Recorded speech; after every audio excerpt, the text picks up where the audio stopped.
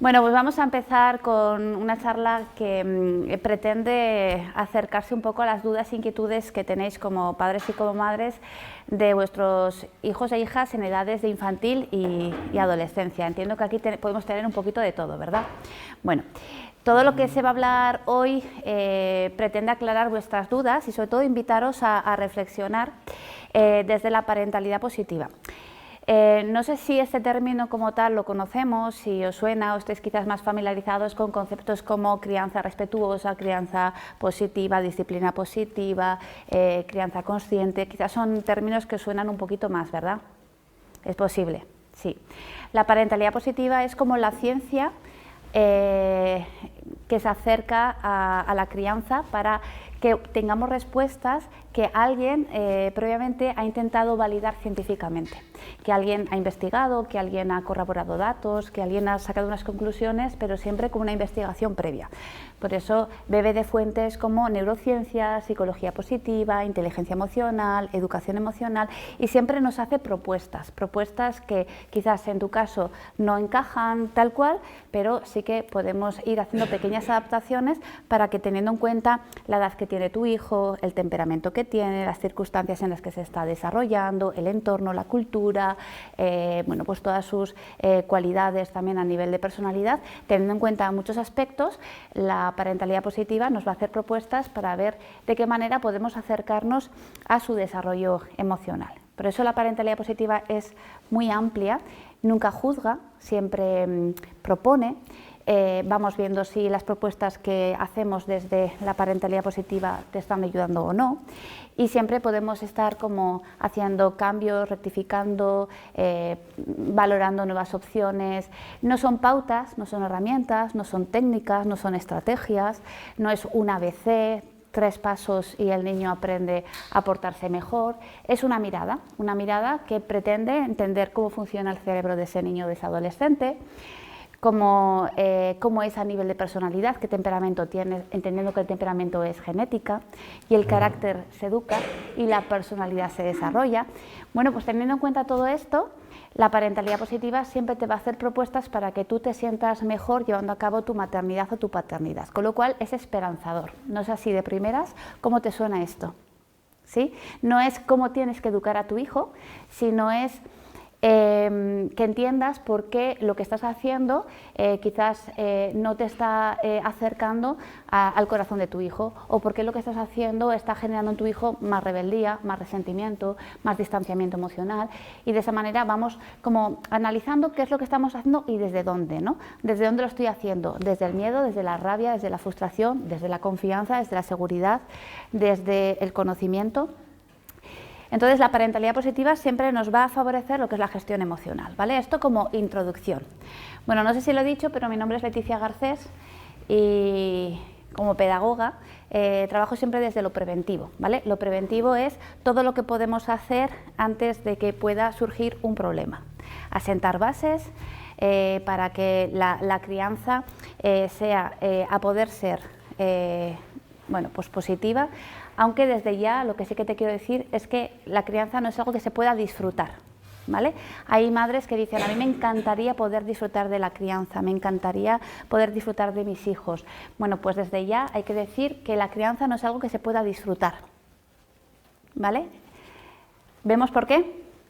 La crianza tiene mucha responsabilidad, trabajo, esfuerzo. Hay que hacer cuidados, ¿no? Hay que estar pendiente de las necesidades básicas que tiene un niño o una niña, con lo cual es una responsabilidad que requiere de tiempo, de desgaste, de trabajo, y eso genera en muchas ocasiones enfrentamientos, genera crispación, genera dificultades. Es muy difícil disfrutar de algo que requiere de tanta responsabilidad, pero lo que sí que podemos decir es que en la medida que vamos entendiendo cómo es el cerebro de un niño o de un adolescente, podemos relativizar muchas situaciones y no vivirlas como un problema, sino vivirlas como una oportunidad, ¿vale? Entonces, de esto va a ir. De todo esto también es verdad que lo escribo en los 2 libros que he publicado, el de Padres formados y hijos educados e Infancia bien tratada y Adolescencia bien encaminada, y la guía Educar sin miedo, si alguien la quiere, me la puede pedir. Yo la mando sin problema, la mando en PDF, la leéis. y saquéis conclusiones. Bueno, pues de todo esto vamos a estar hablando, ¿de acuerdo? Bueno, así de primeras, yo te voy a hacer preguntas y tú me vas a decir si estas preguntas que yo te hago tienen que ver con las inquietudes que tú tienes como madre, como padre, ¿vale? Yo te hago preguntas. A ti, por ejemplo, ¿te preocupa hoy en día la relación que tienen los chicos y chicas entre ellos, la relación entre iguales, todo el tema de bullying, violencia escolar, problemas entre iguales, de respeto, de forma de tratarse, la relación que hay entre iguales? ¿Es algo que te preocupa? ¿Es algo que te inquieta? ¿Podemos decir que sí? Vale. Bien, ¿te preocupa, por ejemplo, el consumo de la pornoviolencia que están teniendo nuestros chicos y chicas menores? Hablaban hace poco de 8 años, también ahora comentan 6 años que empiezan a tener acceso a contenido pornoviolento. Con 6 años, 7, 8 años, ¿nos parece que es muy temprano? ¿Os preocupa cómo eso puede afectar a la configuración de la identidad de ese niño o niña, a su relación con sus iguales, a la relación de su afectividad, su sexualidad? ¿Esto os preocupa? Sí, vale. Entonces, nos preocupa el tema de las relaciones entre iguales, la violencia escolar, nos preocupa el contenido de violencia del consumo de pornoviolencia. Vale, bueno, pues yo os voy a ir contando algo importante que ha pasado aquí en Navarra no hace mucho tiempo. Hablamos de 3 años atrás en la Universidad, la UNED de Pamplona, junto con la UNED de Madrid, han puesto en marcha lo que es la Cátedra de Inteligencia Emocional, ¿vale? Una cátedra de inteligencia emocional lo que hace sobre todo es investigar, generar evidencia científica de por qué algo es importante que se haga, y en este caso, por qué la educación emocional tiene tantos beneficios para nuestros niños y adolescentes. Genera lo que es investigación, evidencia científica del beneficio de la educación emocional en los adolescentes, hacen formación, ¿vale?, y sensibilización. Esta cátedra, única en España y pioneros en Navarra, ¿vale? No sé si conocías que éramos pioneros en Navarra en tener una cátedra de inteligencia emocional. Esto es algo muy importante. ¿Por qué? Porque recientemente se ha publicado el estudio que se ha llevado a cabo en diferentes institutos de Navarra para ver o valorar cómo está un poco nuestra población, sobre todo adolescente. Y a la conclusión a la que se ha llegado es que a nuestros chicos y chicas adolescentes lo que más les preocupa es la soledad y el bullying, que están muy relacionados con los intentos de suicidio. No sé si estás un poco familiarizado con todo esto, pero sí, sé que seguro te preocupa el tema de la salud mental en la infancia y en la adolescencia, ¿verdad? De lo que se habla mucho últimamente y que está muy relacionado también con el consumo de las redes sociales. Bueno, pues lo que sabemos es que a nuestros adolescentes les preocupa la soledad, el bullying, y eso está muy relacionado con los intentos de suicidio. El suicidio como tal no ha aumentado, pero sí los intentos de suicidio. Cuando un adolescente se plantea el suicidio como una forma de acabar con su sufrimiento, lo que nos está diciendo es que en ese momento no está encontrando los recursos emocionales suficientes para hacer la gestión de lo que le inquieta, de lo que le preocupa, de lo que le genera sufrimiento, de lo que le genera ansiedad, de lo que le genera estrés. Ese chico o chica adolescente que en un momento dado tiene mucha ansiedad, que intenta rebajar esa ansiedad con autolesiones, haciéndose daño a sí mismo, lastimándose el cuerpo para desviar la atención del sufrimiento hacia lo físico y dejar de sufrir a nivel emocional, ese adolescente en algún momento ha intentado salir por algún lado, ha intentado pedir ayuda, ha intentado resolver sus conflictos internos, pero o no ha encontrado la ayuda, o no ha sabido a quién pedírselo, o al final ha llegado a la conclusión de que aunque pida ayuda nadie le va a responder, y a esto le llamamos indefensión aprendida. Indefensión aprendida es cuando ese niño o esa niña se ha convencido de que haga lo que haga, su situación no va a cambiar, por lo tanto, ¿para qué pedir ayuda si total nadie me va a entender? Cuando un chico o una chica entra en indefensión aprendida, de alguna manera es una actitud como derrotista, ¿no? Haga lo que haga, nada va a cambiar. Entonces, yo te preguntaba al principio, ¿a ti te preocupa el consumo de pornoviolencia, las redes sociales, la violencia escolar? ¿Te preocupa todo esto? Y me decías, sí, vale. Y entendiendo que nuestros chicos y chicas adolescentes lo que les preocupa es la soledad y les preocupa el bullying, vemos que coincidimos en las preocupaciones. Lo que a ti te preocupa como adulto también le preocupa al adolescente. ¿Cuál es la diferencia? Que tú como adulto tienes ya un cerebro formado y tienes más o menos recursos para salir de una situación, para pedir ayuda o para dejarte ayudar. Pero sabrás que un niño o un adolescente muchas veces está a la mitad de desarrollo de su cerebro, porque más o menos cuando termina un cerebro en desarrollar, más o menos según nos dicen los neurocientíficos, que tampoco se ponen muy de acuerdo, pero más o menos 24, algunos dicen, bueno, bien, pero un poquito más de estar cociendo aquí a la criatura no vendría nada mal. Habla entre 20 y 30 años, es decir, muchos de nuestros niños y niñas y adolescentes van a necesitar entre 20 y 30 años para madurar a nivel cerebral, y muchos de los problemas a los que se están enfrentando los están teniendo en la etapa infantil, pero que todavía estamos como muy pendientes de ellos, pero sobre todo más hacia los 12, 13, 14, 15, 16, cuando somos adolescentes ya no estamos tan cerca de nuestros papás, estamos más cerca de nuestros iguales, de ese entorno social al que queremos pertenecer, en el que muchas veces no encontramos nuestro lugar, no encontramos con quién identificarnos, queremos ser iguales a los demás, pero muchas veces no compartimos aficiones, y pongamos un ejemplo, ¿no? A quien le gusta un deporte mayoritario probablemente no tendrá tanta dificultad para integrarse, pero quien no encaja tanto en esos gustos generales, quien tiene unos gustos quizás más particulares, a veces tiene dificultad para encontrar un lugar en el grupo, y eso genera muchas veces sufrimiento, porque eso me puede llevar a pensar que soy diferente, que soy raro, que no encajo y no encontrar un lugar o alguien, un grupo al que pertenecer, ¿sí? Entonces, todo esto que os estoy contando, un poco por empezar, ¿no? Por hacernos a la idea de por qué es tan importante la parentalidad positiva, teniendo en cuenta que la parentalidad positiva es una ciencia que se acerca a la familia para ayudarnos a responder a dudas e inquietudes que tenemos, y que coincide que las preocupaciones que tienes tú como madre y como padre también las tiene ese niño y ese adolescente, que en muchas ocasiones no sabe cómo gestionar su miedo, su ansiedad, su sufrimiento, y opta o bien por autolesionarse, en muchas ocasiones, tristemente, por hacer un intento de suicidio, porque está desesperadamente buscando una salida a su sufrimiento.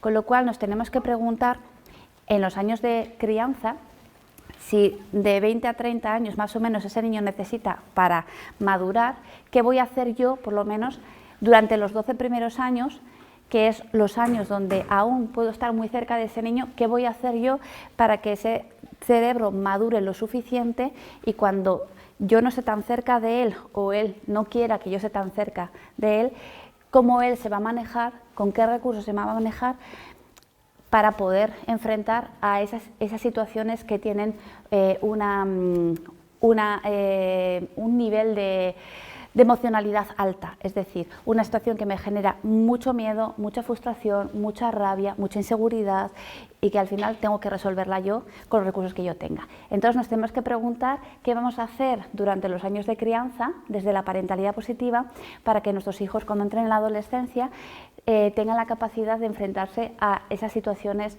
adversas, difíciles, que les va a dar miedo, que les va a generar complejos, que les va a generar mucha inseguridad, baja autoestima, y quizás yo no voy a estar tan cerca para ayudarles, ¿sí? Estaríamos en este escenario. ¿Cómo lo vemos? Ese sería como el escenario que vamos a trabajar, ¿sí? ¿Coincide un poco con vuestras inquietudes? ¿Sí? ¿Más o menos? Bueno, entonces, cuando hablamos de qué voy a hacer los primeros años de crianza para preparar a ese niño para llegar a la adolescencia, ¿sí?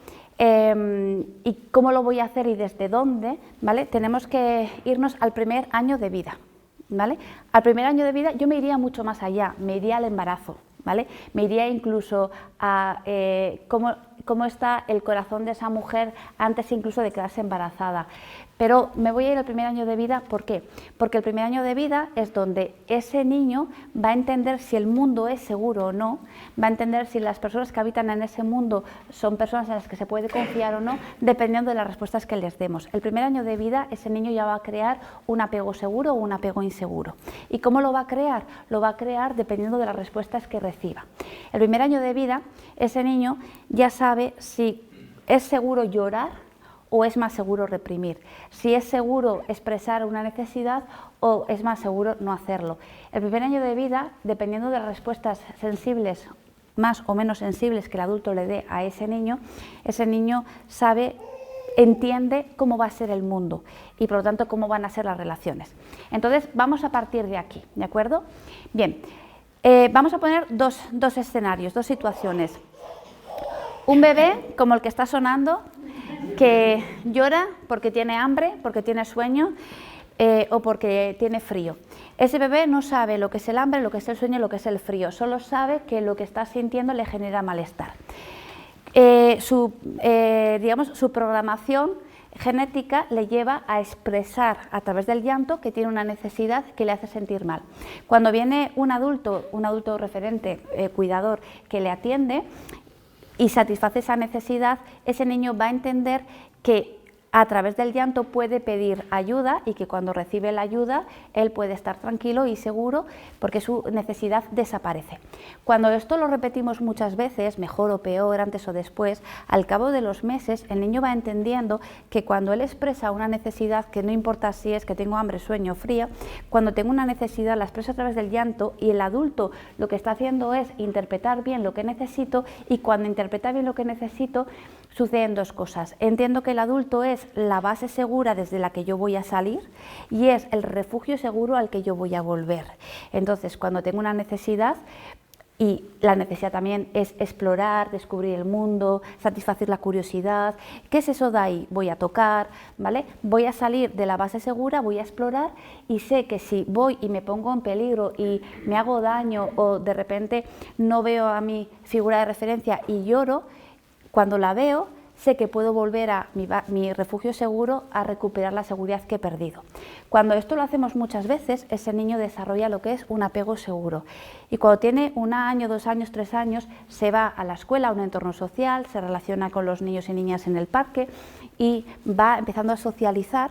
Ese niño va a empezar a experimentar pequeñas frustraciones en un entorno más social, porque quiere montarse en el tobogán y tiene que esperar porque hay una cola, porque quiere que le des en el columpio y hay una persona antes que él y tiene que esperar, o porque cualquiera viene, le empuja y le tira al suelo. Va a empezar a experimentar pequeñas frustraciones y cuando experimente pequeñas frustraciones que son diferentes a las que tiene en casa, tienen que ver con la socialización, va a empezar a experimentar pequeñas frustraciones que va a expresar a través del llanto. Y en ese momento tenemos la oportunidad de decirle que lo que está sintiendo es algo soportable.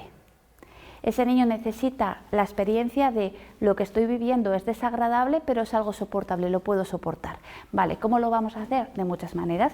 Lo puedo hacer de una forma empática, comprensiva, veo que está llorando porque se ha caído, ¿vale? Y lo puedo hacer de una forma muy comprensiva. Me acerco y le digo, ay, va, sí, te has caído, ¿necesitas ayuda? Pero le estoy transmitiendo calma, le estoy diciendo, te has caído, sí, veo que te has hecho daño, te ayudo, ven, vamos a ver qué tienes, te curo. Y le estás diciendo con tu tono de voz, con tu lenguaje no verbal, que le ha pasado algo desagradable, algo doloroso, que lo que está sintiendo es algo legítimo, válido, pero que es algo que se puede soportar porque estoy yo aquí para darle lo que necesita. Cuando esto lo hacemos muchas veces, el niño empieza a desarrollar conexiones neuronales que le hacen confiar en ti y confiar en sí mismo para superar la experiencia. Pero lo podemos hacer de otra manera. Yo veo que él está llorando, yo conecto con esa emoción, entro en angustia, empiezo a sufrir porque no me gusta ver sufrir a la criatura, me acerco con muchísima ansiedad, intento calmarlo mientras estoy nerviosa y el niño está de alguna manera impregnándose de mi ansiedad y lo que entiende es que lo que le ha pasado es algo gravísimo porque interpreta en mí, ¿vale?, que eso es algo que no puede soportar. Entendemos, la experiencia es la misma, pero el niño lo que hace es, dependiendo de la respuesta que yo le doy, vivir la situación de una manera o de otra. Cuando esto lo repetimos en el tiempo, desarrollamos diferentes tipos de apego. Un apego seguro, que yo le transmito calma, seguridad, y le transmito la idea de que es desagradable lo que está sintiendo, es doloroso, pero es soportable, ¿vale? Podemos transmitir mucha ansiedad, y ahí a veces generamos apegos ansiosos, ¿vale? Ambivalentes que se llaman. O la tercera respuesta podría ser una respuesta totalmente evitativa, donde yo no conecto con su emoción y de alguna manera le estoy animando a que se calme lo antes posible, reprimiendo la emoción porque lo que le ha pasado no es tan grave, ¿no? Hay veces que decimos frases como no se llora por eso es una tontería, tú ya eres mayor, hombre, que con lo fuerte que tú eres que te pongas a llorar por eso. Son frases que lo que hacen es que el niño reprima lo que está sintiendo. Son diferentes escenarios. Puedo responder con calma, seguridad, de forma amable, puedo responder con muchísima ansiedad o puedo responder de forma más evitativa, intentando ignorar al niño o intentando animarle para que deje de sentir lo que está sintiendo. Son diferentes escenarios, ¿sí? Vale. ¿Esto por qué es importante? No sé si tú conoces la palabra alexitimia. Vale, es una palabra que es interesante que la conozcas. ¿Por qué? La palabra alexitimia se refiere a la dificultad que tienen algunas personas para conectar con sus emociones y conectar con las emociones de los demás. Generalmente, ¿vale? Son hombres, generalmente. ¿Por qué? Porque la mayoría de hombres, cuando han sido niños, la mayoría, y han estado en entornos sociales y han vivido pequeñas frustraciones, la respuesta que han recibido de sus cuidadores ha sido de no es para tanto, tienes que ser fuerte, por eso no se llora, con lo fuerte que tú eres.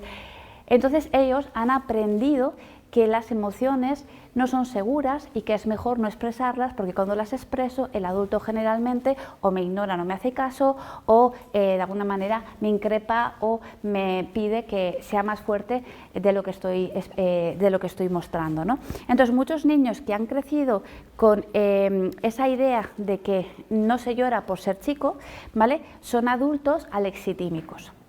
Son adultos con dificultad para conectar con sus emociones y con las emociones de los demás. Esta dificultad la llevan a la relación de pareja y la llevan a la relación con sus hijos e hijas.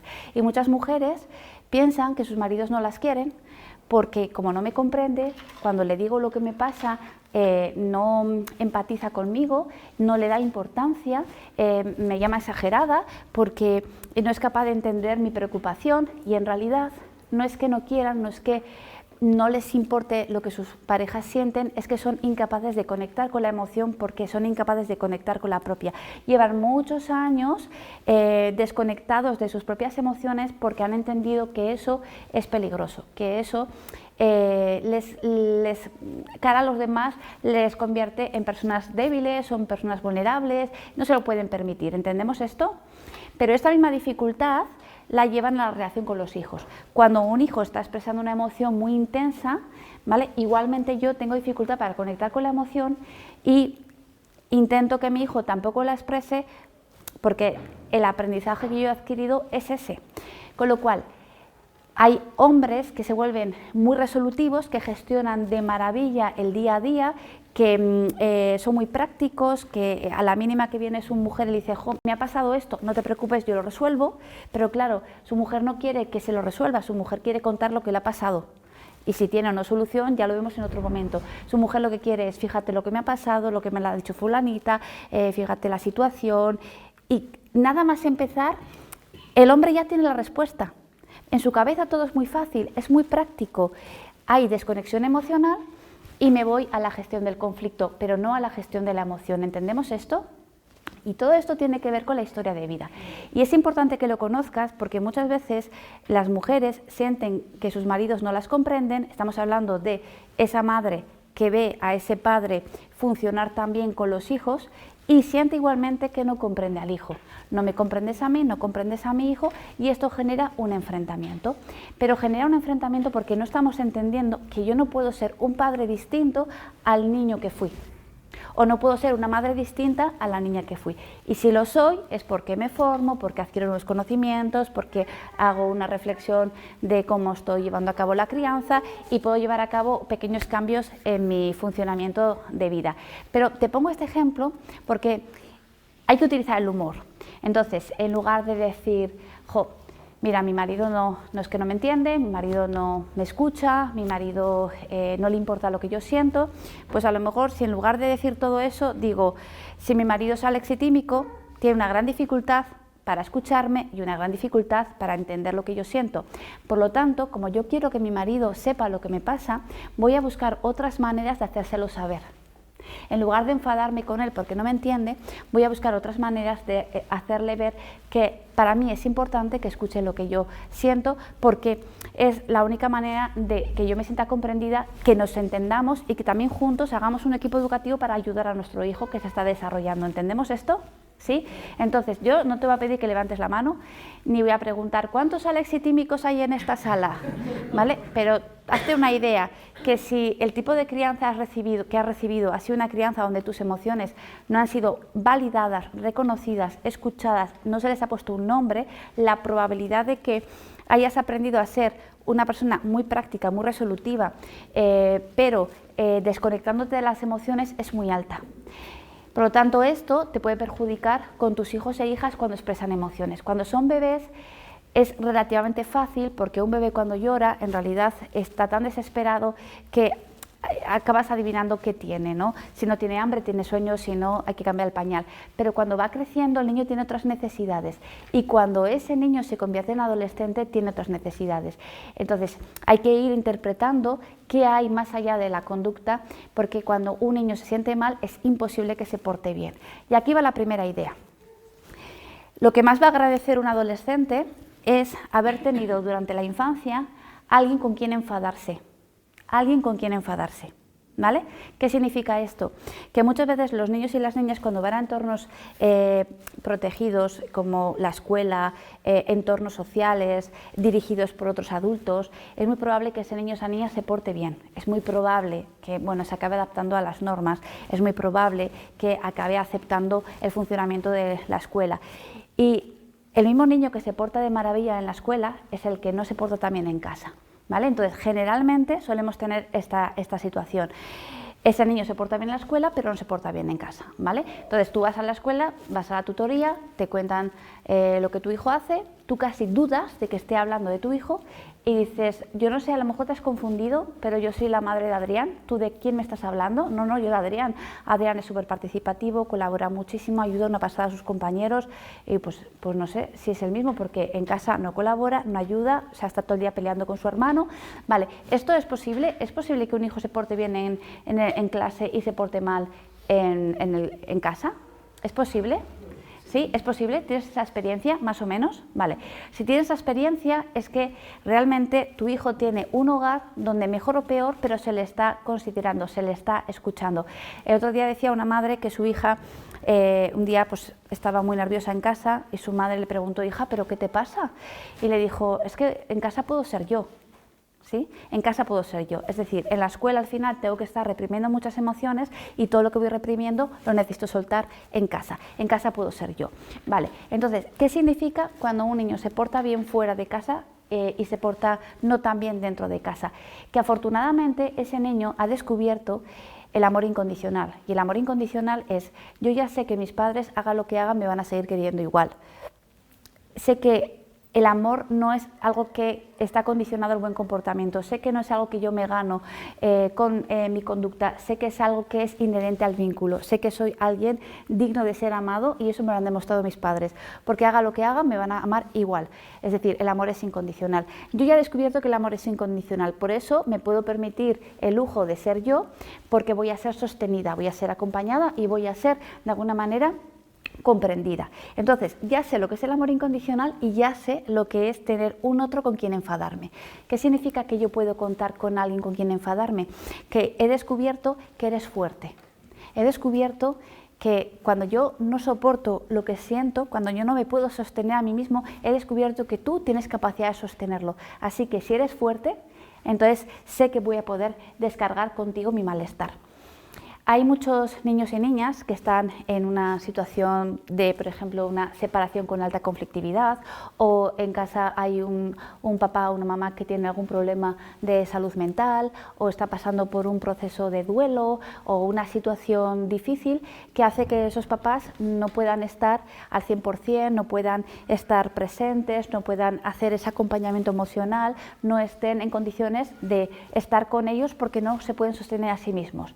Vale, os daréis cuenta que muchas veces los hijos lo que hacen es portarse mejor que nunca, porque han entendido que sus referentes no están en condiciones de acompañarles emocionalmente y que cuanto mejor se portan, mejor estamos todos. Pero ese comportamiento tiene que ver con un rol que han adquirido. Yo voy a cuidar de mis padres cuando en realidad tengo que ser cuidado por ellos. El rol lo hemos cambiado, es decir, me convierto en cuidador de mis padres porque entiendo que mis padres no están bien. Pero si yo sé que mis padres están bien, son fuertes y me pueden sostener, lo que hago es permitirme el lujo, ¿vale?, de portarme peor con ellos, porque ya he descubierto que el amor es incondicional, no está condicionado al buen comportamiento, y he descubierto que mis padres son fuertes y que me pueden acompañar y sostener. ¿Entendemos esto? Con lo cual, los niños, cuanto peor se portan en muchas ocasiones, ¿vale?, cuanto peor se portan, entender el mal comportamiento como la dificultad que tienen para expresar mejor lo mal que se sienten. Eso sería el mal comportamiento, ¿vale? Es decir, como me siento mal, no me puedo portar mejor. Entonces, cuando he descubierto que mis padres son fuertes y que me van a amar incondicionalmente, me puedo permitir el lujo de portarme peor con ellos. Ahora, mi labor es, durante X años, y esto lo voy a poder hacer desde la parentalidad positiva, ¿vale?, poder responder a ese tipo de comportamientos, ¿vale?, de una forma sensible, ¿vale?, segura, firme, amorosa y con autoridad. Sensible, ¿por qué? Porque en el tacto y en la forma de comunicarme tengo que transmitir sensibilidad, afectuosa, firme, con límites, ¿vale?, y con autoridad. Es decir, todo un reto. Pero esto, cuando tú lo aprendes, te vas dando cuenta que cada vez que tú respondes a un mal comportamiento de una forma sensible, segura, firme, afectuosa y con autoridad, te vas dando cuenta que en el niño va pasando algo internamente que son conexiones neuronales. Es decir, el cerebro de ese niño va entendiendo que cuando hace algo que no es adecuado, que no es correcto, que no es aceptable, que socialmente no está permitido, la respuesta del adulto continuamente, ¿vale?, le va haciendo sentir seguro, querido, importante, valioso, con lo cual la disciplina no me hace daño, la disciplina no me daña, la disciplina me hace crecer. Todo esto, ¿cómo lo llevamos a la práctica? Ahora vamos a los ejemplos, pero bueno, de momento son como ideas que estoy lanzando, ¿sí? ¿Se van medio entendiendo? ¿Sí? Vale, vamos a recordar algunas ideas de todo lo que hemos hablado antes de entrar un poco en una parte más práctica, ¿vale? Primero, he querido transmitir que la parentalidad positiva, aunque sea quizás un término al que no estés tan familiarizada, es la ciencia al servicio de la familia. Es teorías científicas, investigación, contenido contrastado que nos invita a reflexionar sobre la crianza para hacer propuestas que nos sirvan en nuestro día a día. Esa es un poco la idea principal, ¿vale? Entonces, tenemos que irnos al primer año de vida. ¿Por qué? Porque en el primer año de vida ese niño ya sabe si va a poder o no confiar en sus figuras de referencia. Figuras de referencia que no dejan de ser adultos con un tipo de historia, con un tipo de crianza, que hacen lo que saben desde donde están, desde lo que han vivido. Entonces, muchas veces tenemos que empezar a reflexionar sobre mi propia historia y cómo eso está condicionando en el tipo de crianza que estoy llevando a cabo, ¿de acuerdo? Y luego entendiendo también que la conducta, en muchas ocasiones, aunque la conducta sea disruptiva, molesta, inadecuada, una conducta muchas veces socialmente inaceptable, esa conducta necesita ser igualmente sostenida. Tiene que ser una conducta corregida, pero el cómo lo voy a hacer, esa va a ser la diferencia. La idea es hacerlo desde la parentalidad positiva. ¿Por qué? Porque ese niño ya ha descubierto que tú eres fuerte, que tienes la capacidad de sostenerle, la capacidad de escucharle, la capacidad de dirigirle, ya ha entendido que ser disciplinado es algo bueno. Pero cuando no es así, lo que hacen es alejarse de nosotros y impedirnos que les demos la información que necesitan para aprender con ella, ¿vale? Estamos en este punto. Vamos a la práctica, ¿vale? ¿Sí, os parece? ¿Más o menos? Sí, vamos a la práctica. ¿Hasta aquí te surge alguna duda, alguna idea? ¿Tienes alguna pregunta? Para que yo tenga en cuenta también si está llegando o no la información. ¿Tienes alguna duda en tu cabeza? Entiendo que la idea será, vale, muy bonito, me encanta la teoría, pero ¿cómo la llevamos a la práctica? ¿Vale? Esa sería una pregunta que hay en tu mente. Bien, de acuerdo. Vale, pues mirad, hay dos formas diferentes de educar y es importante por lo menos que las conozcas para que te sitúes en una o en otra. Entonces, podemos educar de una forma más condicional o una forma más consciente. No es una buena y la otra mala, sino que cada una nos lleva a un lugar distinto. Cuando educamos de una forma más condicional, lo que hacemos siempre es buscar formas, estrategias para que el niño modifique su conducta. Y lo podemos hacer de forma positiva o de forma negativa. Tú puedes utilizar un premio o un castigo, pero en cualquier caso la idea es intentar que el niño modifique su conducta. Por ejemplo, dime una conducta que te gustaría mejorar en un niño, una niña o un adolescente. Una conducta que te gustaría que cambiase. Puede ser relacionada con los estudios, relacionada con los iguales, la socialización, puede ser con los hábitos de higiene, con el orden. ¿Qué te gustaría modificar? ¿Qué te gustaría cambiar? ¿Qué te suele generar un conflicto en casa? ¿El orden? ¿La alimentación? ¿La higiene? Todo, ¿no? Bien. Vale, pues vamos a empezar con ejemplos sencillos, ¿de acuerdo? El ejemplo que siempre me toca explicar, porque es un ejemplo que se da mucho en las familias, ¿no? Vamos a suponer que estamos ya al final del día y que hay un tiempo o bien para ver la tele o para estar un rato mirando algún vídeo, YouTube o algún juego, alguna cosa de forma más de ocio y demás. Lógicamente, como hay que irse pronto a dormir, hay que descansar, hay una hora marcada, hay un tiempo más o menos hablado, no sé cómo lo haces en tu casa, pero supongamos que llega el momento que hay que apagar o bien la tele o hay que guardar el móvil. Bien, siempre una indicación va a generar en ese niño o en ese adolescente un nivel, mínimo de frustración, ¿vale? ¿Por qué? Porque siempre que el niño hace algo placentero, siempre que está experimentando algo placentero, que está o bien entretenido dibujando, concentrado, en la calle con sus amigos o que está viendo tele, la experimentación de las emociones siempre es placentera.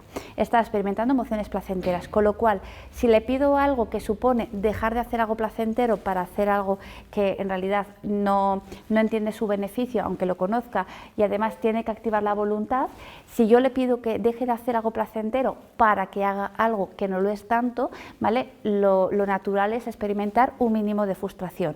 Digo un mínimo, ¿vale? Porque la frustración, como todo, tiene que ver con, igual que el umbral del dolor. Dices, ¿cuánto te duele? Mucho, poco, ¿cuánto es eso? Hay gente que soporta muy bien el dolor, hay gente que no.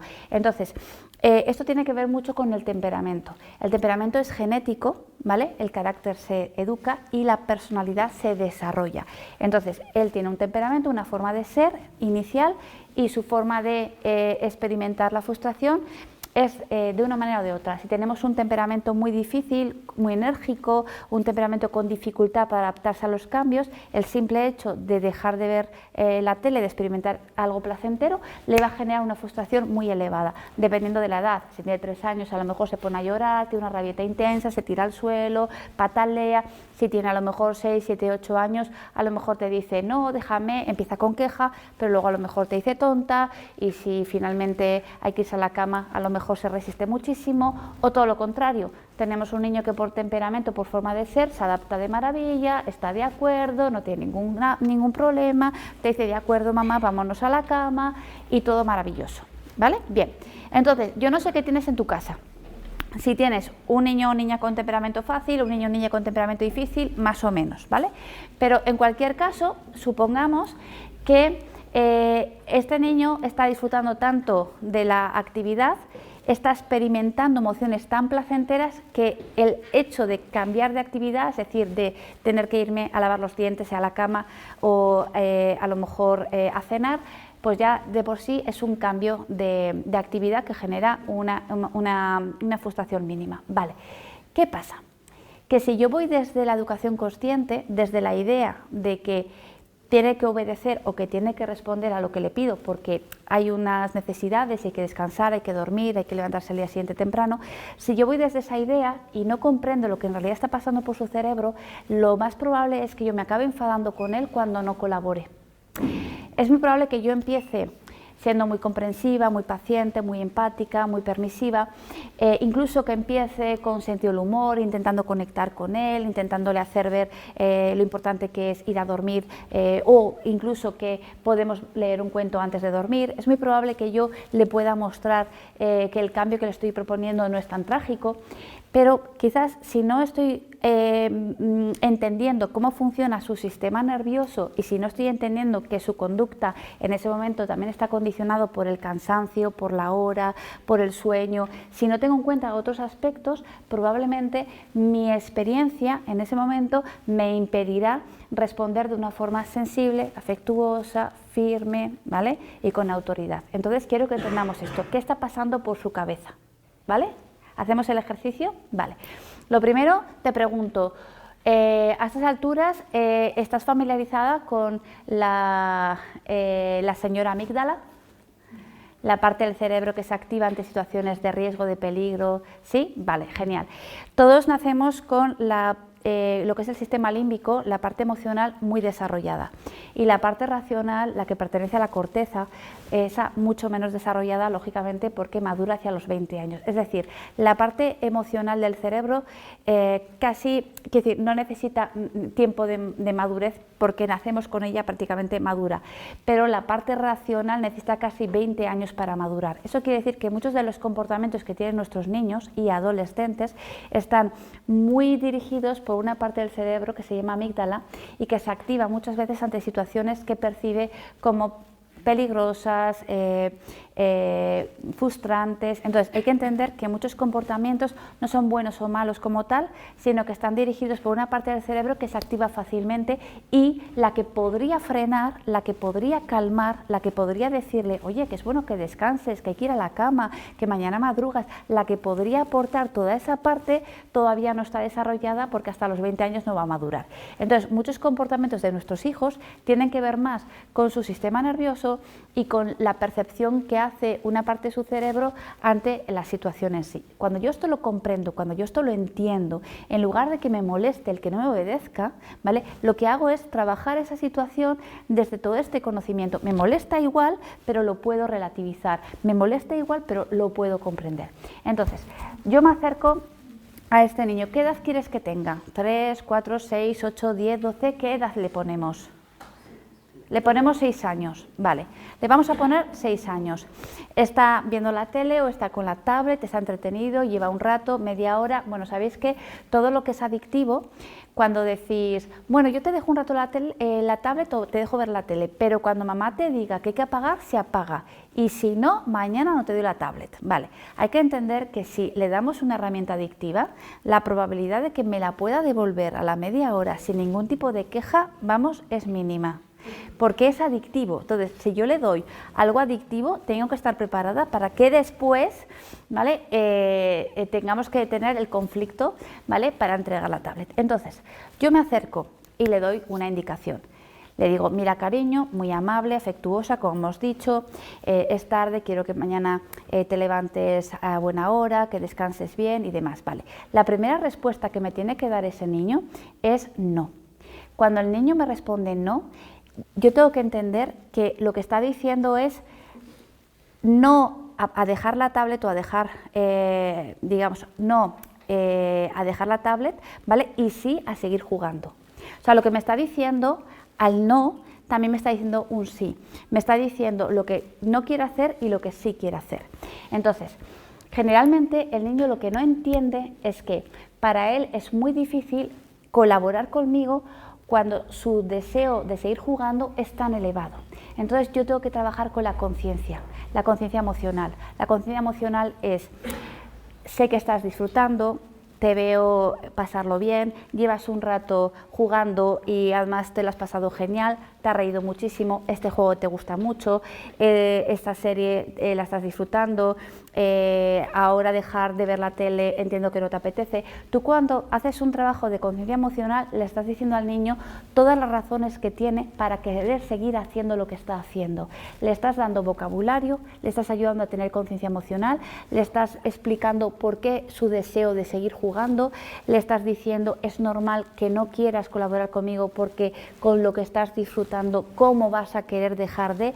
Toda esta parte la estás trabajando, pero al trabajar esto no estamos generando todavía voluntad para cambiar de actividad, estamos solamente generando conciencia, ¿vale? Bien, cuando generamos conciencia no es para que colaboren con nosotros, simplemente es para que se conozcan, para que se entiendan, para que realmente hagan introspección, para que puedan entenderse a sí mismos. ¿Cómo voy a querer colaborar contigo con lo a gusto que estoy, con lo que estoy disfrutando, con lo que me está gustando esto? Vale, bien. Una vez que hago esto, a mí me encantaría que por arte de magia el niño empatizara conmigo, entendiera el deseo que yo tengo de hacer las cosas rápido para ir a dormir, pero cuando yo trabajo desde la conciencia no lo hago para generar en él un buen comportamiento, lo hago para generar en él una conciencia de lo que está sintiendo, es decir, una conciencia de lo que estoy sintiendo, porque si no entiendo lo que me pasa no voy a poder colaborar contigo. Entonces vamos a ver la diferencia, ¿vale? Trabajar desde lo condicional sería darle la indicación, ¿vale? Cariño, apaga la tele, esperar a que colabore, ver la conducta y si no colabora, responder con algún tipo de condicionamiento, desde una amenaza, como no apagas la tele ya sabes lo que pasa, si no la apagas te la tengo que apagar yo, pero si te la apago yo tenemos un problema, ¿vale? Un castigo, ¿vale? Muy bien, te la quito y en 2 semanas no la ves. Un premio. Cariño, que si apagas la tele, vemos juntos 2 cuentos, ¿vale? Sería una promesa, sería un premio, esos son condicionamientos, es decir, para que tú hagas lo que te estoy pidiendo, ¿vale? Te quito o te doy, te ofrezco más o menos, te doy, ¿vale? O te quito. Estos son condicionamientos, lo utilizamos, ¿verdad? Bien, deja de funcionar hacia los 6 años. A los 6 años el niño es el que te pide a ti las cosas. Vale, apago, pero solo si me dejas tal cosa. Vale, apago, pero ahora me vas a dejar un rato el móvil para ver un vídeo. Vale, apago, pero ahora tienes que estar conmigo jugando un rato. Vale, lo hago, pero tú ahora me vas a dar. Porque ese niño ha entendido que para hacer las cosas, ¿vale? Siempre hay una condición. No ha entendido que las cosas se tienen que hacer sin condición. Entonces, la educación condicional siempre se vuelve en contra tuya, siempre, porque el niño en la medida que va creciendo va buscando su interés. Vale, yo voy a hacer esto, pero a cambio de algo que me va a interesar más, ¿vale? Entonces, hasta los 6 años es relativamente fácil utilizar los condicionamientos porque el niño cree todo lo que viene de ti. Cree en ti, confía en ti, sabe que no le vas a engañar, pero a partir de los 6 años va entendiendo de qué va el mundo y entonces empieza a utilizar la misma estrategia, digamos, en contra tuya, en beneficio suya, ¿vale? Bien, entonces, ¿qué sería la educación consciente? La educación consciente es que todo lo que vamos haciendo tiene que activar la conciencia del niño y mi propia conciencia de lo que yo siento, de lo que siente él, de lo que está sucediendo entre él y yo, reconociendo sus emociones, reconociendo las mías y a partir de aquí las cosas se tienen que hacer desde la emoción que sentimos. Si yo siento frustración por tener que apagar la tele, yo tengo que apagar la tele sintiendo frustración. Si yo estoy triste porque no me han invitado a un cumpleaños en el cole, yo tengo que seguir sintiendo tristeza porque mi deseo de ser invitada a un cumpleaños era muy grande. Es decir, las experiencias se tienen que vivir desde la emoción que sentimos. Cuando yo me dedico a eliminar esa emoción, o bien intento eliminar la tristeza para que no sufra, o intento eliminar la frustración para que haga las cosas, o intento condicionar de alguna manera lo que está sintiendo, no estoy respetando que lo más importante es que el niño haga lo que tiene que hacer desde la emoción que siente. Y te pongo el ejemplo.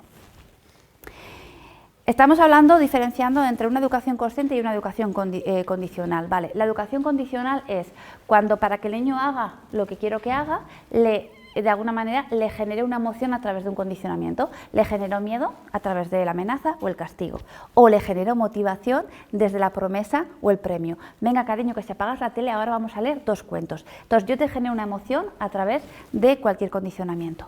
Vale, la educación consciente sería entender que dejar de hacer algo placentero genera tanta frustración y hacer algo que no es placentero genera tanta... tiene que activar la motivación, tiene que hacer algo que no desea, algo que no ha elegido, entonces puede generar pereza, desgana, desmotivación. Y como yo solo entiendo, lo que voy a hacer es ayudarte a que hagas lo que es bueno, aunque sientas lo que sientas. Entonces, imagínate, mira, cariño, como ya es tarde, son las 9, quiero que mañana te levantes descansado y demás, venga, ahora sí que te voy a pedir que apagues la tele. Va a entrar en queja, no va a querer, va a intentar retrasar lo más posible. Bien, yo lo voy a entender, voy a ser paciente, pero voy a insistir. Bueno, como yo soy la que no quiere que te acuestes tarde, como soy la que quiere que descanses, porque es mi necesidad que tú estés bien, es mi necesidad que tú descanses, tú eres el beneficiado de que yo insista, pero es mi necesidad, voy a insistir en que apagues la tele. Bien. Como el niño entra en resistencia y de alguna manera en frustración, él no puede colaborar conmigo mientras se siente así. Con lo cual yo puedo enfadarme porque no me está obedeciendo o entender que desde lo que siente es imposible que colabore conmigo. Con lo cual yo lo que voy a hacer es ayudar a que tenga la experiencia respetando la emoción que tiene. Bueno, cariño, como soy yo la que quiero que te acuestes pronto, voy a apagar la tele, ¿vale?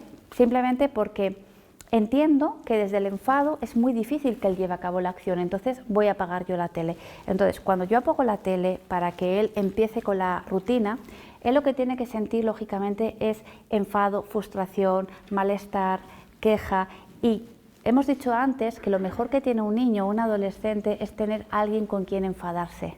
Afortunadamente yo soy esa persona, ¿vale?, con quien él se puede enfadar. Y afortunadamente él ya ha entendido a estas alturas lo que es el amor incondicional, es decir, que yo no lo voy a dejar de querer, se porte como se porte, y él también ha entendido que yo soy fuerte y que puedo sostener su emoción, y la voy a sostener. ¿Cómo la voy a sostener? Con presencia, con límites, con autoridad, con firmeza, con amor, ¿vale? Entendiendo que él no se está portando mal, sino que su sistema nervioso está respondiendo a lo que su amígdala está percibiendo. Es decir, cuando yo le digo, bueno, cariño, como soy yo la que no quiere que te acuestes tarde, voy a apagar la tele. Cuando apago la tele, mi acción genera en él una mayor frustración. Cuando experimenta frustración, no me puede expresar de mejor manera lo mal que se siente, pero como sabe que el amor no va a cambiar y sabe que yo soy fuerte y que puedo sostener su emoción, lo que hace es expresarla. ¿Cómo la expresa? Desde su sistema nervioso. Y aquí es donde quiero entrar. El sistema nervioso responde muchas veces a la información que recibe la amígdala. Cuando yo entro en la escena, ¿vale?, la amígdala está entendiendo que yo he venido a cambiar ese momento, que ese niño va a dejar de experimentar placer, seguridad, bienestar, que ahora tiene que hacer esfuerzos por hacer cosas que no desea, cosas que no quiere, cosas que no elige y, lógicamente, su sistema nervioso se activa para buscar la seguridad. Entonces, hay 3 formas de responder. Una es atacando, otra es huyendo y otra es paralizándose.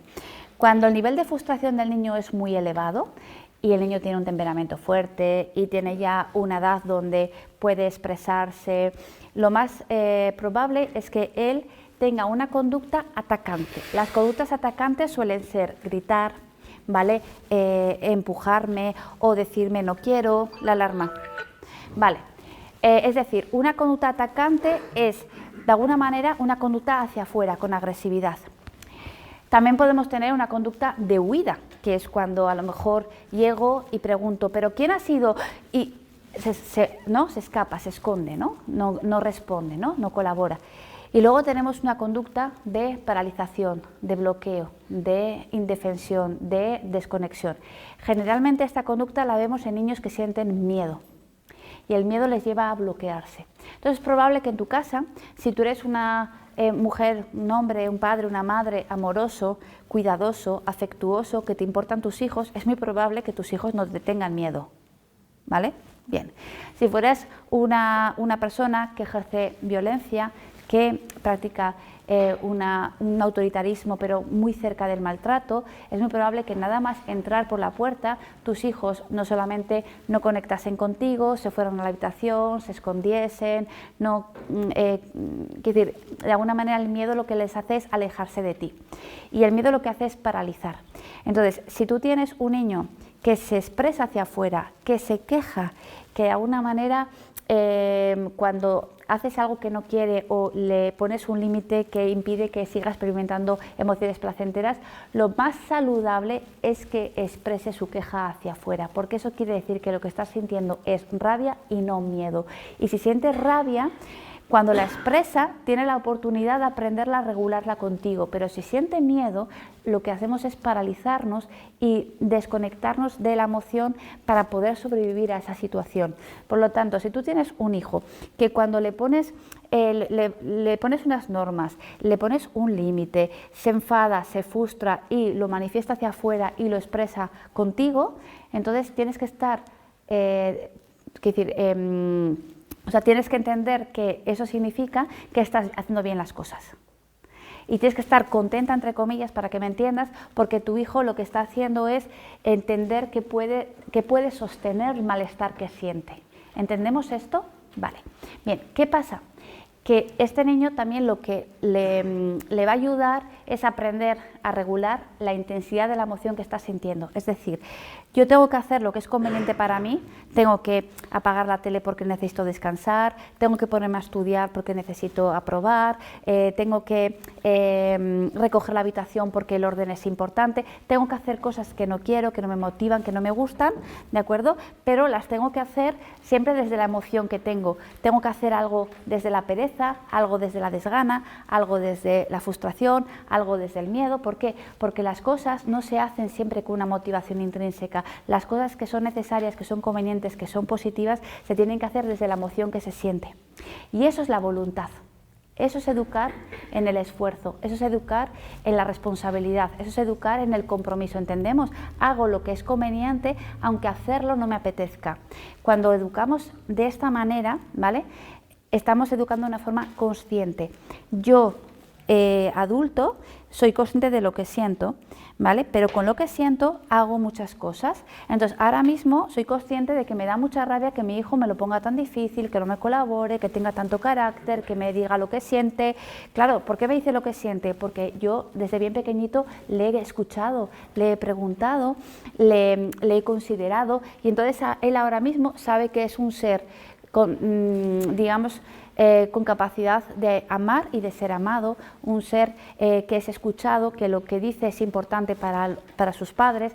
Entonces, por ir un poco resumiendo, ¿vale?, y preguntarte ahora, porque ya podemos entrar en turno de preguntas, ¿de acuerdo? ¿Qué hacemos desde la parentalidad positiva? ¿O qué me aporta de nuevo la parentalidad positiva? La parentalidad positiva es la ciencia puesta al servicio de la familia. Me va a explicar cómo funciona el cerebro de un niño, me va a explicar cuáles son las características de un adolescente, que en general sabemos que el adolescente en general es mucho más reactivo, mucho más impulsivo, no piensa tanto las consecuencias de sus decisiones, actúa y luego piensa, le gusta mucho la novedad, le gusta el riesgo. Entonces eso también va a depender del temperamento que el niño tenga. Hay niños con un temperamento mucho más enérgico, mucho más reactivo, y entonces en la adolescencia vamos a ver que intenta hacer cosas que suponen un cierto riesgo, que se arriesga, que busca la velocidad, que busca la novedad, que busca todo aquello que le genera experiencias dopamínicas, pero va a haber otros que son más introvertidos, tienen un poquito más de miedo, no van a tener tanta iniciativa, por si acaso me pasa algo, no lo hago, o estoy muy cerca de los que lo hacen pero no lo hago yo. Entonces, dependiendo del temperamento también vamos a tener una adolescencia a otra. Teniendo en cuenta esto, yo voy a tener que responder a las necesidades que tienen mis hijos a través del comportamiento. Entonces, imaginaros que tengo un niño que tiene dificultad para socializar. Probablemente no se me ocurriría decirle, te quedas castigado sin salir, porque a mí lo que más me interesa es que salga y que socialice. Pero si tengo un niño muy extrovertido, tampoco se me puede ocurrir decirle que no salga con los amigos. ¿Por qué? Porque la socialización tiene que ser algo independiente del comportamiento. Entonces, ahí vamos con las diferencias. Si yo quiero corregir un comportamiento, tengo que saber que los castigos son para los adultos, ¿vale? Las consecuencias son para las víctimas, las personas afectadas, ¿vale? Y los límites son para todos esos niños y niñas que necesitan madurar, ¿vale? Dependiendo de cada situación, lo haríamos de una manera o de otra, ¿de acuerdo? Pero vamos a poner el ejemplo de estos tres y luego ya entramos en turno de preguntas. Cuando hablamos de castigos, hablamos de acciones que yo llevo a cabo, ¿vale? Desde una emoción no regulada, probablemente de forma desproporcionada, queriendo corregir una conducta, pero de una forma que no está relacionada, es decir, quiero que te quito la socialización, pero porque tienes la habitación desordenada, ¿no? No hay una relación entre la conducta y lo que quiero mejorar. Y generalmente lo que hacemos es quitarle lo que más le gusta sin darle lo que más necesita. Te quito lo que más te gusta, la socialización, y también de alguna manera te quito lo que más necesitas, que es mi comprensión.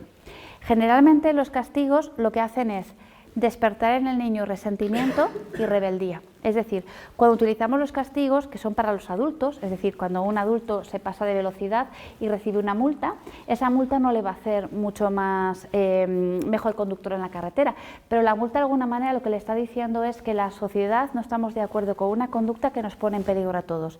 Entonces, esa conducta no se puede quedar sin sanción. Pero la sanción no es para que seas mejor conductor, es porque estás haciendo algo que nos perjudica a todos. Entonces, tiene que haber como un recordatorio que te haga ver que eso no lo puedes hacer solo porque quieres, ¿vale? Entonces, los castigos son para los adultos. Los niños, en principio, con castigos no aprenden. ¿Por qué? Porque el castigo, como generalmente se pone desde una emoción no regulada, es desproporcionado, no está relacionada con la acción y generalmente lo que hace es quitarle al niño lo que más le gusta, pero no con eso vamos a mejorar la conducta, pues el niño lo que acaba sintiendo es rebeldía y resentimiento. No me entienden, no me quieren, no les importo y la conducta no va a mejorar, incluso va a empeorar. Entonces, generalmente el castigo empeora la conducta, generalmente. No hay nadie que nos pueda garantizar que el castigo pueda mejorar la conducta, ¿vale? Cuando hablamos de consecuencias, hablamos de tener en cuenta a la persona afectada. Vamos a poner un ejemplo. Cuando tenemos dos amigos, dos hermanos, ¿qué quieres que tengamos? Un problema, conflicto entre iguales, entre hermanos, ¿qué te apetece que hagamos? Vamos a poner entre hermanos porque este ejemplo lo suelo explicar mucho y se entiende muy bien. Vamos a suponer que tenemos dos hermanos de 3 y 8 años. El de 3 se pone a dibujar con su hermano porque es el cumple del abuelo y quieren hacerle un regalo entre los dos, pero cada uno le va a hacer un dibujo. El de 3 se pone a dibujar y solo puede hacer rayajos. El de 8 ya tiene mucha más habilidad y se pone a hacer un árbol muy bonito, un pajarito con detalle, lo pinta diferentes colores, le está quedando precioso.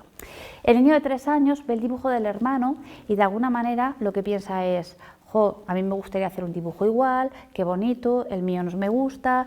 Y si tuviera la madurez para expresar eso, pedir ayuda, decir me gusta mucho, yo quiero un dibujo igual, me haces a mí un pajarito, si tuviera toda esa capacidad, ese lenguaje, ¿no? Entonces no habría conflicto. Pero ¿qué pasa? Que en el momento en el que ve que el dibujo de su hermano es mucho más bonito y él desea lo mismo, pero no puede pedirlo y se frustra, por la inmadurez que tiene, lo que hace es reaccionar. Su sistema nervioso se activa, reacciona y lo hace rompiendo el dibujo de su hermano. ¿Sí? Vale.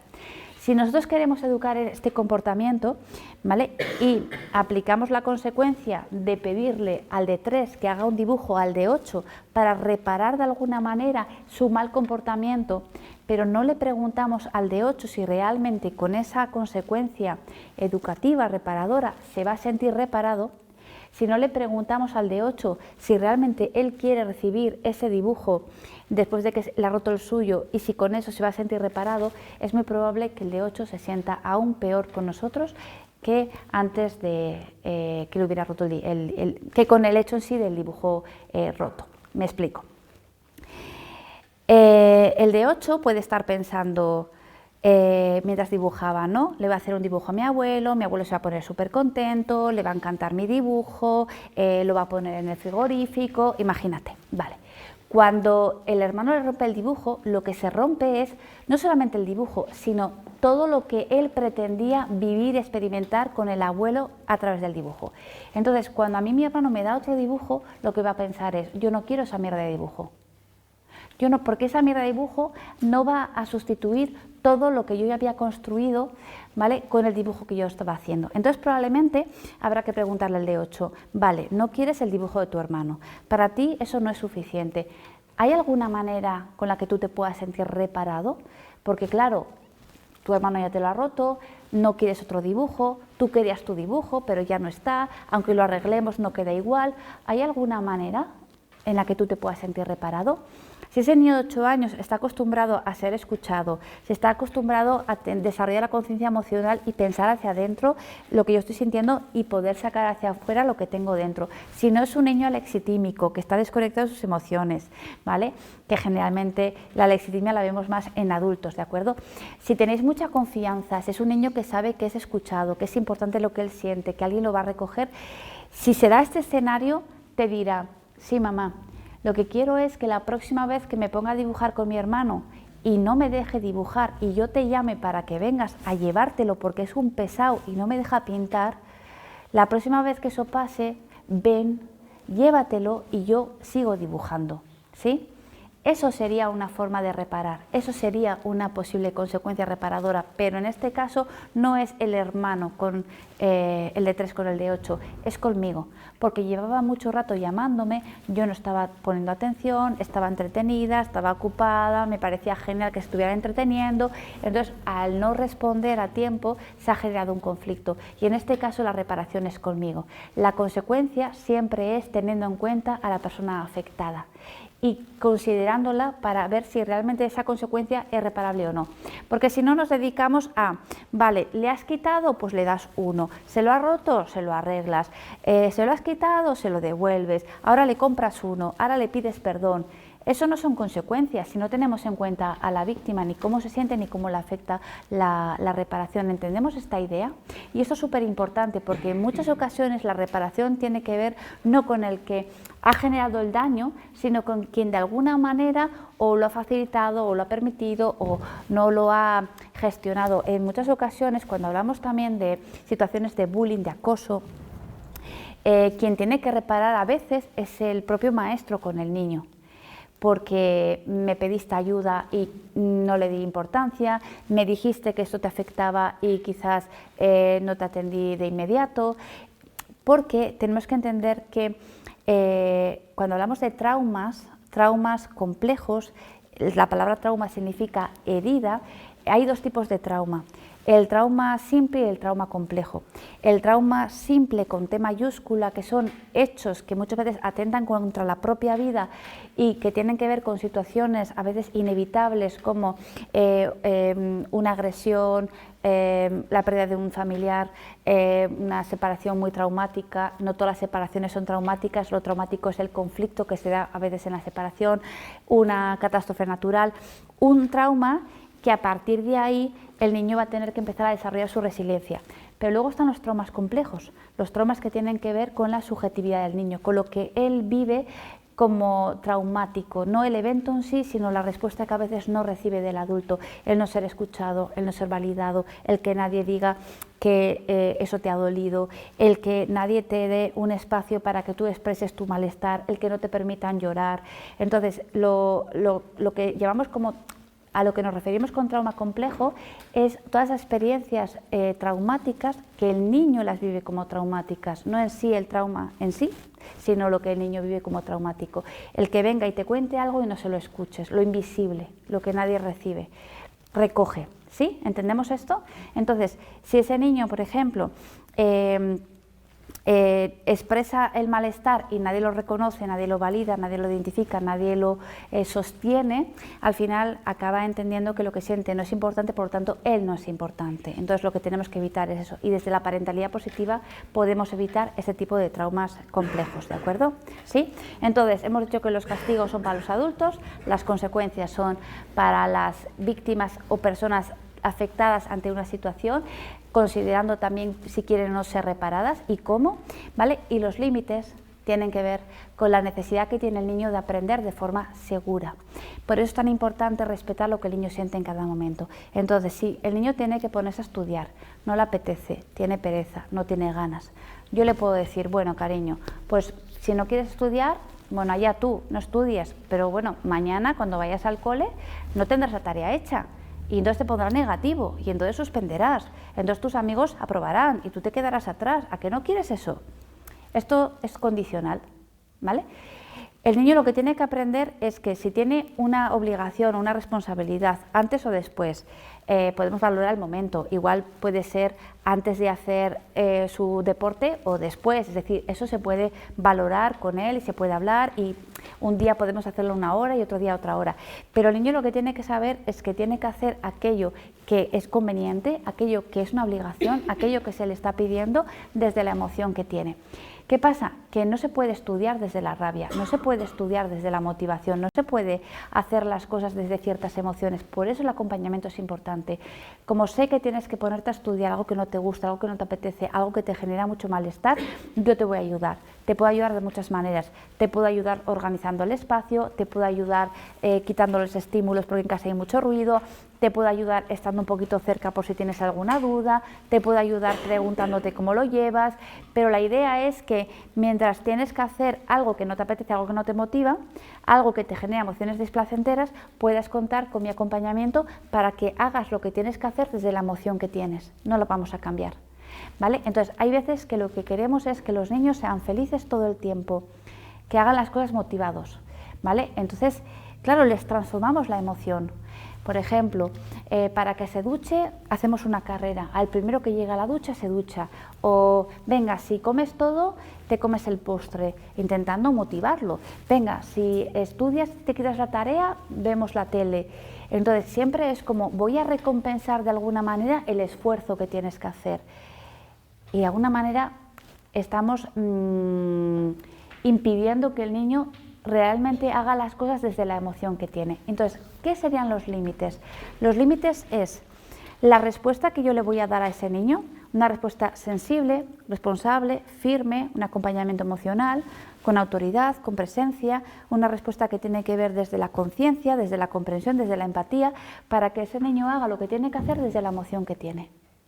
Y entonces la emoción que tiene me va a generar un conflicto siempre, porque si tiene pereza, desgana, desmotivación, luego va a venir la frustración y luego va a acabar en la tristeza y luego nos vamos a enfadar, bueno, va a haber un poco de todo, ¿vale? Pero yo lo que voy a hacer es hacer el mejor acompañamiento posible a través de los límites. Bueno, pues los límites es todo lo que yo voy haciendo, ¿vale?, para impedir que él lleve a cabo la actividad placentera. Es decir, todo lo que yo voy haciendo para que si ahora ya toca recoger, ya no pueda seguir jugando, para que si ahora toca ir a dormir, lógicamente si no apaga la tele la voy a apagar yo porque la tele tiene que estar apagada, no por otra cosa. Hay una diferencia entre te apago la tele porque tú no la apagas, ¿vale?, o apago la tele porque tiene que estar apagada. Entonces, todo lo que yo voy haciendo para impedir que la actividad placentera se vaya haciendo, ¿vale?, son los límites que ayudan a que el niño haga aquello que conviene, ¿vale?, desde la emoción que siente. ¿Y esto en qué se traduce? Se traduce en conflictos, en una convivencia a veces muy difícil, ¿vale?, y en enfrentamientos entre padres e hijos. Y al mismo tiempo, ¿esto qué genera? Esto genera vínculos afectivos, ¿vale?, relaciones seguras y confianza. ¿Por qué? Porque al final el niño, la conclusión a la que llega es a que lo que siento es soportable, sentirlo es desagradable pero no es malo, mi padre o mi madre me siguen amando incondicionalmente y además son fuertes y lo sostienen, y cada vez yo soy más maduro, tengo mayores conexiones neuronales, soporto mejor la frustración, la expreso y la gestiono, y llega un momento que tengo el hábito, la habilidad, la capacidad, la madurez de sentir pereza, qué rabia tener que estudiar ahora, pero yo mismo me digo, pero me lo quito cuanto antes, así luego voy y hago y me voy a la calle y luego vuelvo. Yo mismo me voy gestionando el tiempo, me voy gestionando la agenda, me voy gestionando las prioridades. ¿Entendemos la diferencia? ¿Sí? Esto es aplicar la ciencia para que la paciencia sea una respuesta natural. Es decir, Si yo quiero ser paciente no lo voy a conseguir, pero si yo aplico la ciencia me va a responder la paciencia, ¿vale? Sería un poco la idea, ¿vale? Hasta aquí, este es el marco general, ¿vale? Recordamos, estamos hablando de la diferencia entre educar con castigos o consecuencias o límites, educar de forma consciente o de forma condicional, ¿de acuerdo? Responder a las frustraciones del niño respetando la emoción que siente el niño, evitar traumas complejos porque cuando el niño no es escuchado, no es validado, no es comprendido, muchas veces se generan en el niño sensaciones de no soy importante, no soy valioso, no me quieren, como consecuencia baja autoestima, ¿sí? Entonces, bueno, todo esto llevado a la práctica sería la forma de favorecer el desarrollo emocional de los niños y las niñas, ¿vale? Y esto sería una forma de explicar la pared.